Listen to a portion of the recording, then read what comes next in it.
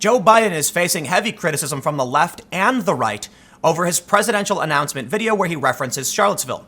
Now, the right is upset because Biden played up the narrative that Trump was praising neo-Nazis. But the left is upset because Biden appears to be pretending to be a progressive activist, and it seems like he's pandering. I'm not surprised the right is criticizing Biden. He's a Democrat. But it is shocking to see the Democrats and other people on the left coming for Joe Biden. This is another example of the Democrats getting woke and going broke. If you're not familiar with that phrase, it's used to refer to when a business panders to the woke identity politics and then loses money. The Democrats, be it the far left or the centrists, have been playing up this narrative, and it's just causing strife within the party and what Barack Obama called a circular firing squad. They are eating their own. As I reported a few days ago, 20% of Bernie Sanders voters would rather have Trump over any other Democrat. If the Democrats don't come together because they're embracing identity politics, which puts them at odds with each other, then no one will be able to defeat Donald Trump. A recent report from Mediaite said, if Joe Biden isn't woke enough, then who do they have to beat Trump? In reality, they probably don't have anyone. Today, let's take a look at the various criticisms coming for Joe Biden, and I want to talk about how the Democrats are getting woke and going broke. But before we get started, make sure you go to minds.com/Timcast and follow me there. I don't want to have all my eggs in one basket, particularly a biased and censorious basket. So if anything happens to this channel or any other social media account, you can find me at minds.com/Timcast. And if you want to support this video, just share it on social media to help spread the news. It was a question posed earlier this month. If Joe Biden is no longer woke enough, do Democrats have anyone else who can reliably beat Trump? The story mostly talks about the Me Too controversy over creepy Uncle Joe Biden, as they call him. That's the meme, where they refer to all of the creepy things Joe Biden does, where he strokes women and sniffs their hair. But the criticism of Biden only got worse when he announced. From the New York Times, they say, laying out for the first time why he wanted to run for president, Mr. Biden invoked the white supremacist march through Charlottesville that ended in bloodshed in 2017, and Mr. Trump's comment that there were very fine people on both sides. In that moment, Mr. Biden said in the video, I knew the threat to our nation was unlike any I'd ever seen in my lifetime. Joe Biden is doing what he thinks he needs to do to get the most possible votes. He's a little woke, but not too woke. He's criticized white man's culture, but he hasn't gone full hardcore SJW, as they would say. But it doesn't matter. The Democratic Party is getting more woke, and this means they're going to be split between moderates and the far left.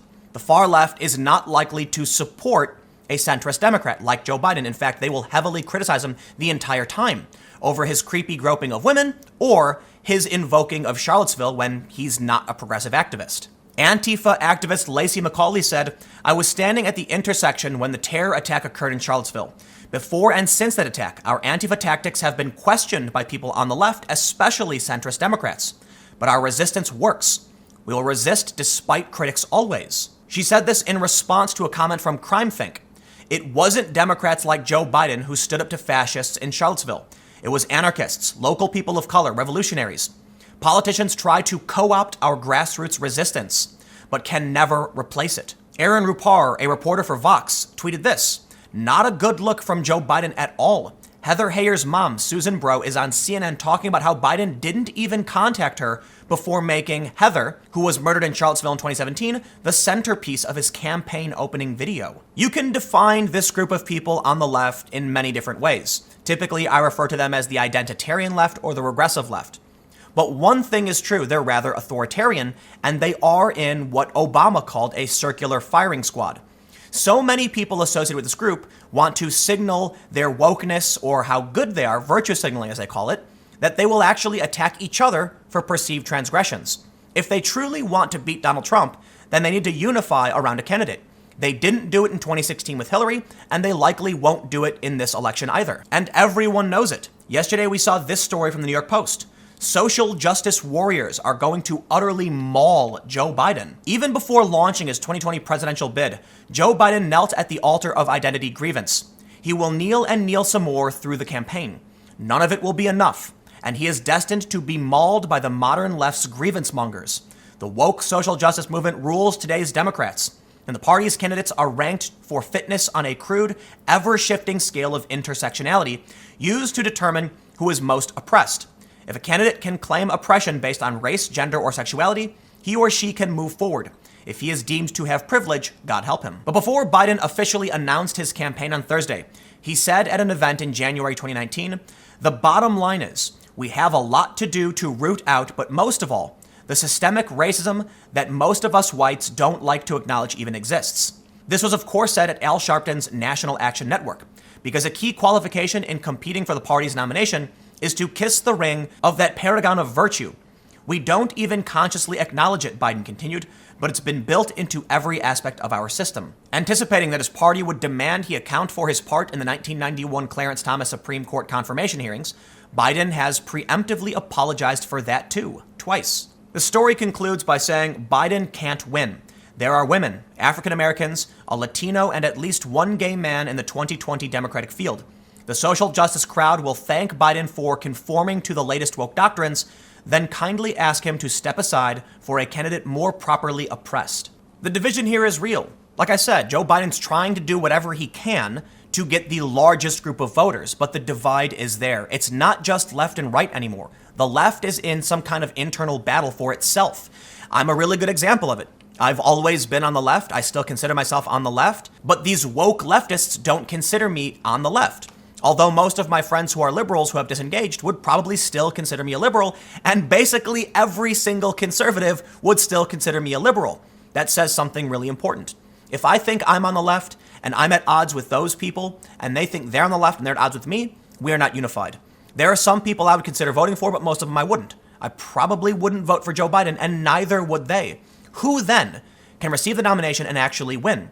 It's not just about Joe Biden trying to get woke. It's about the Democratic Party as a whole. Many Democrats get woke and then say, because of this oppression issue or because of how Joe Biden treated this group, I won't vote for him. That is going to fracture the base, and it's going to result in Republicans winning over and over again. And I can use the Hidden Tribes report once again to make this point. While I frequently reference that progressive activists are a tiny group and conservatives are much larger at 25%, think about this. If traditional and passive liberals are pushed away because progressives will attack someone like Joe Biden, then you might as well take this 11 and 15% and throw them in with the conservatives. But even if these passive and traditional liberals just bow out of the fight, let's say they don't get involved at all, you're going to see moderates move to supporting the conservatives. One of the recurring themes I heard visiting these Trump rallies was that Trump opposed political correctness, and that's a big issue for a lot of people. What that really means is they do not support left-wing identity politics. The Democrats embracing this form of politicking is causing them serious damage, and it's pushing people away. And even pushing away one person is enough to cause serious damage. If people don't vote, they will lose. If Bernie voters go for Trump, they will lose. And if people like me don't support the nominee, they will also lose. But so long as the left is fighting amongst itself, then there's not going to be a Democratic president. It's an issue that many on the far left are seriously concerned with. Daily Kos, a far left website, wrote this story. Roughly 20% of Sanders voters would rather vote for Trump if Warren, Harris, or Buttigieg win. And they call this unfortunate news coming out of a recent release of polling results from Emerson. And unfortunately for those who truly hate Donald Trump, the Real Clear Politics average has Joe Biden up 6.3 points. Not only that, but the U.S. economy grew a strong 3.2% rate, blowing out expectations, which is more good news for Trump. A couple days ago, we saw this story from the Washington Post. Is the new Democratic Party too woke to nominate Joe Biden? And the answer is yes. But it's not necessarily about being too woke. It's just that there's enough woke people who won't support whoever the nominee is, giving Trump the win. They need my vote. They need people like me. But me and my friends will not be supporting a woke identitarian. Kirsten Gillibrand was polling at 0% according to Emerson, and she went full speed into wokeness. Getting woke is making the Democrats go broke. They are playing with a chaotic force that has no real goals. And the reason I say they have no goals is because their goals are conflicting with each other. And a positive and a negative equals zero.